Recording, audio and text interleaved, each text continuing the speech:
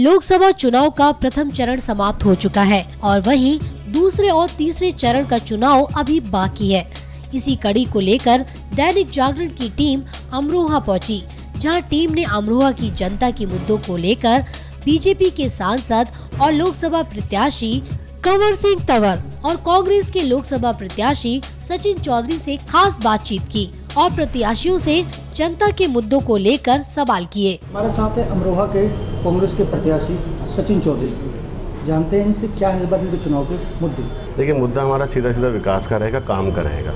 कोई मन की बात का नहीं रहेगा, किसी के मन में क्या चल रहा है उससे हमारा कोई सरोकार नहीं है।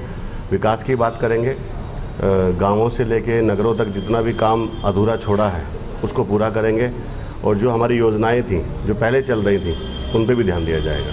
इस बार गठबंधन से कितना मुकाबला मानते हैं? गठबंधन से मुकाबला है ही नहीं, दो ही तो पार्टियां हैं। बड़ी पार्टी कांग्रेस है, एक छोटी पार्टी बीजेपी है जो कुछ सालों से आई है सत्ता में, और जनता ने चुना, उनको धोखा मिला। आप मुझे एक भी योजना बता दो जो इनकी पूरी हुई हो।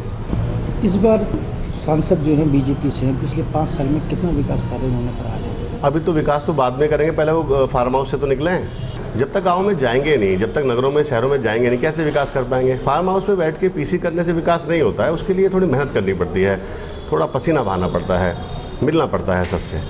थोड़ा एज भी है, एज का भी मैं समझता हूँ, लेकिन 5 साल में प्रत्येक गाँव में जाया जा सकता था और प्रत्येक नगर में जाया जा सकता था।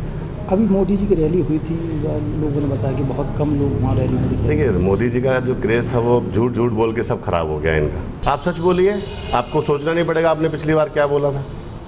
जुमले बोल बोल के सरकार कब्जा ली, अब जनता को सब पता लग गया।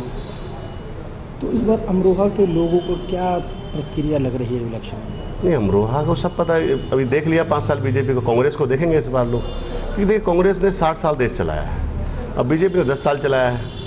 तो 60 साल के बुजुर्ग में और 10 साल के बच्चे में जितना अंतर होता है इतना कांग्रेस और बीजेपी में है। 10 साल का बच्चा थोड़ा सा अग्रेसिव हो जाता है, थोड़ा सा सेल्फिश भी हो जाता है वो, क्योंकि उसे ज़्यादा नॉलेज नहीं होती। तो यही बीजेपी है। प्रियंका गांधी से आने के बाद कुछ कांग्रेस में कुछ जान लगी है? बिल्कुल बिल्कुल जान पड़ी है।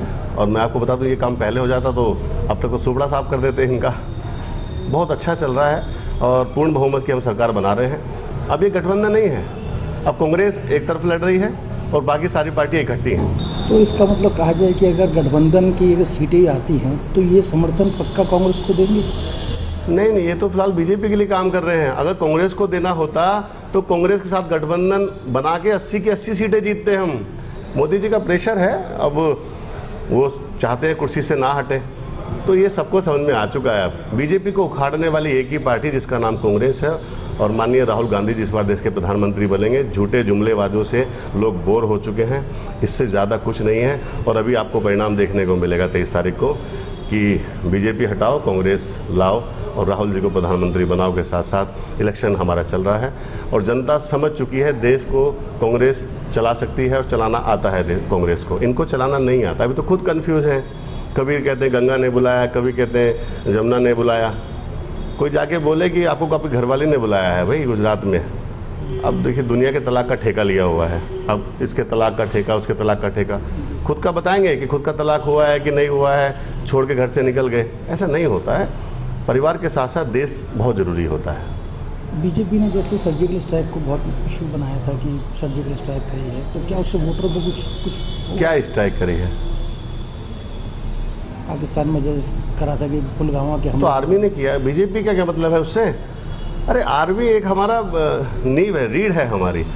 सर्जिकल स्ट्राइक से बीजेपी का क्या मतलब है? वो तो आर्मी का काम है, तो पहले से चलती चली आ रही है। कोई सर्जिकल स्ट्राइक पहली बार हुई है क्या? देश आज़ादी के बाद से सैकड़ों सर्जिकल स्ट्राइक हुई है। तो इस पर राजनीति कहाँ से आ गई? ये तो सेना का काम है। सेना की तरफ, देश की तरफ तो भी देखेगा, उसका मुंह तोड़ जवाब देगी हमारी आर्मी। इसके लिए बीजेपी कहाँ से आ गई बीच में? ये कहाँ से बीच में आ गई? इन्होंने कराया है क्या? अरे वो एक हमारा नींव है, हमारी टीम है वो। इनका कोई मतलब नहीं है, ये तो बस खाली बहकाते रहते हैं लोगों को, बस टीवी देखते रहे लोग। टीवी का इन्हें भी बहुत शौक है ना, तो ज़्यादा इन्हें कुछ आता जाता नहीं है। और 5 साल में फेल होकर घर पे बैठ गए हैं। एक काम इन्होंने मुझे बताओ क्या किया हो?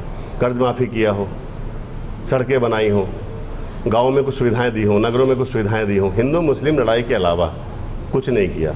हम बात करते हैं हिंदुस्तान की, ये बात करते हैं पाकिस्तान की, हम बात करते हैं ज़मीन की, ये बात करते हैं सैटेलाइट की। अरे भैया, जिसको जो ज़रूरत है वो चीज़ दो ना। ये घुमा के हो रहा है, समझ में नहीं आ रहा है मुझे। आपने अपना मैनिफेस्टो पढ़ी है, बीजेपी का मैनिफेस्टो आपने देखा होगा 2014 का, उसमें एक काम बता दें जो इन्होंने पूरा किया। पूरा मैनिफेस्टो मैं आपको दे देता हूँ। इन्होंने बोला कि हम 15 लाख रुपए देंगे, काला धन इतना आएगा, पूरे के पूरे आदमी गायब हो गए, बाबा भी गायब हो गए, पता नहीं काला धन के बाद से दिखाई नहीं दे रहे हैं, क्यों आया नहीं आया, पता नहीं क्या हो गया, अचानक सदमा सा लग गया है। दूसरा आप देखिए, इन्होंने बोला कर्ज माफ़ करेंगे। वोट लेने से पहले ये नहीं बताया कितना माफ़ करेंगे, वोट लेने के बाद बताते हैं इतनी ज़मीन होनी चाहिए, इतना कर्ज माफ़ करेंगे। तो ये फेलियर नहीं है तो क्या है? जो कांग्रेस पार्टी ने योजनाएं चलाई हुई थी वो सब योजनाएं भी बंद कर दी। पेंशन योजना चलाई हुई थी, पेंशन भी बंद कर दी। बुलेट ट्रेन चल गई होगी देश में, बुलेट ट्रेन तो आ गई होगी ना 5 साल में। स्मार्ट सिटी तो बन गए होंगे ना। और पाकिस्तान तो निस्तानाबूद कर दिया होगा इन्होंने। जो हमारा जो कश्मीर कब्जे में है पाकिस्तान के, वो भी छुटा लिया होगा। सब कुछ हो गया होगा देश में 5 साल में, कागजों में। मैं कह रहा हूँ हुआ क्या है? मैं एक बात पूछना चाहता हूँ मोदी जी से, कोई भी एक काम बताएं जो 5 साल में हुआ हो। मैनिफेस्टो पूरा का पूरा भूल जाए, कोई भी एक काम, और उसका चिट्ठा मैं दे देता हूँ आपको। झूठे, बेईमान और भ्रष्टाचारी, इससे बड़ा झूठा मैंने आदमी देखा नहीं जो देश में इस टाइम सरकार चला रहे हैं।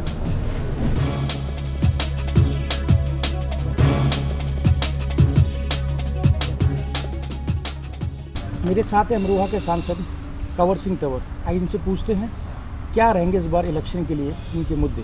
पिछले 5 सालों में कितना विकास आपने यहाँ पे कराया है? पिछले 5 साल के अंदर मैं तो ये कहूँगा कि जब से देश आज़ाद हुआ, जब से आज तक यहाँ बिजली नहीं थी 110-12 गाँव में, और वो बिजली के लिए तरसते रहे। आज तो हमें अभी आज़ाद हैं, हम आज़ाद होने के बाद भी हमको 70 साल लग गए, बिजली नहीं मिली। तो मैंने यहाँ करीब 2000 करोड़ रुपया खर्च करवाया सरकार ने। मैं माननीय मोदी जी को धन्यवाद देता हूँ। उन्होंने मेरे कहने से पूरे क्षेत्र में बिजली, 108 गांव सारे अब रोशनी से जगमगा रहे हैं। और रोड जो यहाँ नहीं थी, आज रोडों का भी बहुत अच्छा रोड बन गए हैं, गांव-गांव रोड बना दिए हैं। बहुत विकास हुआ। 2000 करोड़ रुपया का विकास पहली बार इस लोकसभा में हुआ है। इस बार जब आप सांसद चुने जाएंगे तो फिर क्या मुद्दे रहेंगे विकास के लिए? जनता मौका देती है मेरे को, तो मैंने यहाँ 2-3 चीज़ के ऊपर फोकस करना है।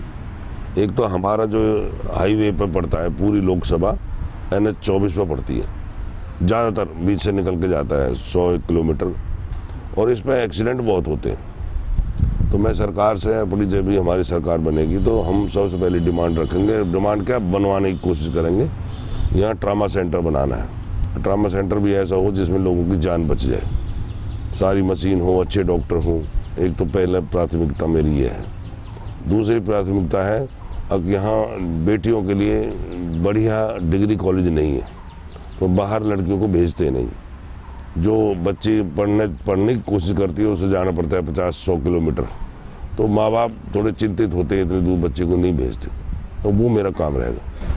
जी, इस बार गठबंधन जो बना है बसपा सपा लोकदल का, तो कितना आप मानते हैं कितना चुनौतीपूर्ण आपके लिए? गठबंधन हमारे लिए कोई चुनौती नहीं है। जनता ने मन बनाया हुआ है। गठबंधन वो लोग हैं जिनकी दुकानें बंद होगी, जिनका वजूद ख़त्म हो गया, वो सब उन्होंने सोचेगा अलग अलग रहेंगे तो हम ऐसे पिटेंगे और लोग, जनता हमको वोट देगी नहीं। तो अब वो सब मिल गए। सब मिलने के बाद आज वो गठबंधन बना लिया पूरे देश में। अब वो गठबंधन भी उनका है ठगबंधन, मतलब जो पहले प्रदेश को यहाँ भी लूटते रहे, उत्तर प्रदेश को लूटा, जो भी पार्टी है उन्होंने सबने देश को लूटा। कांग्रेस हो, उन्होंने लूटा देश को। आज के दिन वो सब इकट्ठे हैं। न किसी तरह एक ईमानदार नेता है माननीय मोदी जी, उसको हटाया जाए और तुम्हारी दुकान चालू हो जाए। लेकिन जनता ने मन बना लिया है, हमें देश में एक ईमानदार सेवक चाहिए, ईमानदार चौकीदार चाहिए। तो वो आज कोई भी किसी कहने से कोई वोट नहीं देगा, सब मोदी को वोट देंगे। तो इस बार यहाँ की जनता जो है वो गठबंधन से दूर होकर आपको दोबारा चुनने का मौका देगी? बिल्कुल बिल्कुल, मैं सेवा कर रहा हूँ यहाँ लोगों की, हर साल सेवा करता हूँ। मैं घर घर जाता हूँ, दुख सुख में जाता हूँ, तो लोग वोट देंगे बीजेपी को, मोदी जी को बनाएंगे देश का प्रधानमंत्री। तो योगी जी का भी कितना इम्पैक्ट पड़ेगा यहाँ पे इलेक्शन? नहीं, योगी जी तो हमारे सीएम हैं। योगी ने तो ईमानदारी से काम किया है, जैसे मोदी जी ने ईमानदारी से काम किया है, ऐसे योगी जी ने ईमानदारी से काम किया है। और योगी जी के टाइम में गुंडागर्दी खत्म होगी उत्तर प्रदेश में। पहले बहुत गुंडागर्दी थी, अब कोई गुंडागर्दी नहीं है, किसी के पशु चोरी नहीं होते। पहले तो सबके गाय भैंस सब पशु, रोज की कोई दिन ऐसा नहीं जाता जिस दिन किसी गाँव में खुलते नहीं थे, मर्डर नहीं होते थे। इनके ऊपर मर्डर भी होता था। लास्ट टाइम आपने बसपा के सपा के कैंडिडेट को आपने हराया था, इस बार कुछ लगता है कि इस बार कुछ होगा कांग्रेस का और गठबंधन के प्रति? या कांग्रेस का तो कोई नाम लेने वाला नहीं है। कांग्रेस तो कहीं भी नहीं है, कहीं भी, पूरे उत्तर प्रदेश में नहीं, मेरे को तो लगता है पूरे देश में ही हालत ख़राब है। और हमारे जो गठबंधन के लोग लड़ रहे हैं, इनको लोगों ने पहले ही पहचान लिया। आगे बाहर से लाए हुए लोग हैं, कोई कर्नाटक से आया है, कोई कहीं से आया है, कोई ऐसे लोग भी चुनाव लड़ रहे हैं। संभल मेरे 7 वाली सीट है, बिल्कुल 7 लगती हुई। वो पिछली बार एक बार जीता था, वर्क क्या नाम था उनका, तो उसका आपने टीवी में मीडिया में सब में देखा होगा। वो वंदे मातरम जहाँ बोलता था पार्लियामेंट में, उस टाइम भी वो वंदे मातरम नहीं बोलता था, कान में रुई ठोक कर बाहर निकल जाता था। तो ऐसे लोगों को टिकट दिया इन पार्टियों ने, जो देश के बारे में कभी सोचते नहीं। वो तो वो लोग हैं जो देश के टुकड़े करना चाहते हैं, देश के टुकड़े हों। और वो पार्टी जो ऐसे लोगों को टिकट दे रही है, तो जनता समझती है कि ये क्या करना चाहते हैं देश में। ऐसे लोगों को टिकट देंगे तो क्या चाहते हैं, क्या इसका वो होगा। ये थे हमारे साथ अमरोहा के सांसद कंवर सिंह तंवर। अब देखना है कि जनता इनके नमस्कार को स्वीकार करती है या इनका बहिष्कार करती है।